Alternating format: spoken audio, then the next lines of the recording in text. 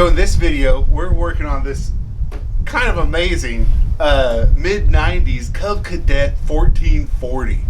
It's been doing some hard work for, I don't know, maybe pushing 30 years at this point. I'm not sure what year model it is. But its problem was when it was going up a hill, it was stalling. The motor was dying, like it was starving for gas.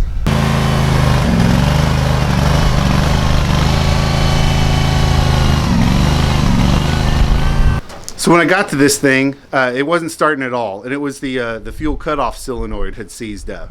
And you know, it's a good, you know, when they seize up, it could just be because they're old, but often they do it for a reason. Could be some water in the carb. I did find a small amount of water in the carb, not a whole lot, just enough to do that much when I was sucking the gas out of the carb. And then a huge problem for its overall power was that its fuel line had kind of given up and collapsed. It's not completely restricted, but in the position it was in, it didn't want to move much of anything. All right, so this is certainly the way to do maintenance to your fuel cutoff solenoid. So if you look down in there, the solenoid right here, watch it bounce back and forth. Open, closed, open, closed. It was moving slow when I put it back in, but after cleaning this up, it's perfect. So if you want to, if your fuel solenoid is not working because it's seized up, just take the top of the carburetor off, get to it. That's way easier. The gas tank is under here, and there's a shutoff. There's two shutoffs. So there's the gas tank. I don't think it's a reserve tank. I think it's just one tank, and then there's a shut off on both sides. So when you're at angles, it can feed fuel no matter how steep the angle is on either side. And then there's one tube that connects both of the shutoffs to a T, and then from a T it goes down into here. All right, so here is the driver's side. So see the T? So the tank comes around over here to a T, and then we have this with a cutoff. And all these lines are super squishy, and they're just done for. All right, so I'm pulling the fuel line out from the engine first. It's gonna be a tough one to feed back in. Not looking forward to doing this.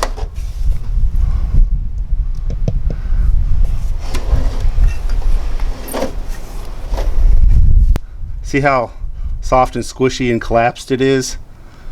It's just not flowing any gas, like pretty certain at this point.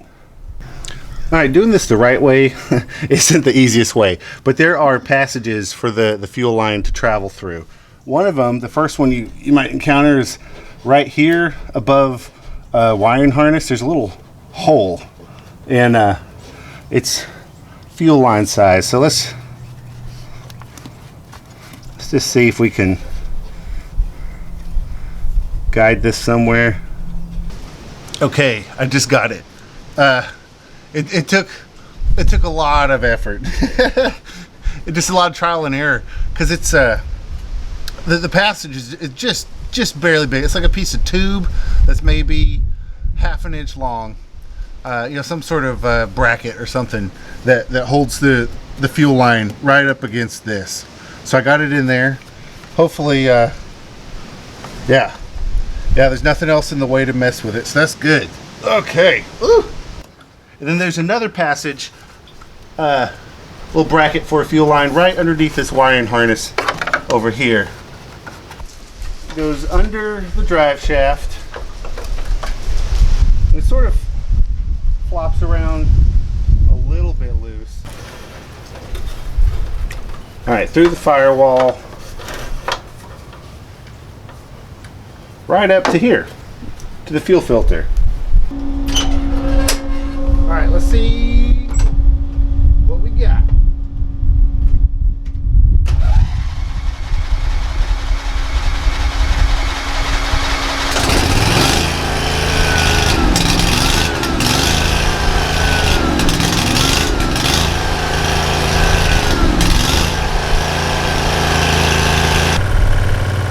All right, so I just did a 24-minute test drive. I didn't mean to go that long, but it's kind of a pleasure to drive. It's running perfectly.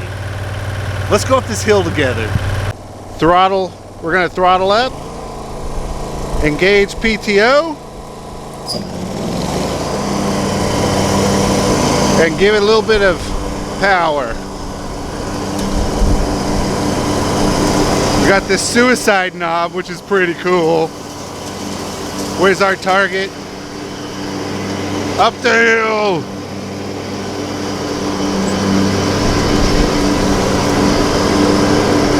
So we're mowing his house.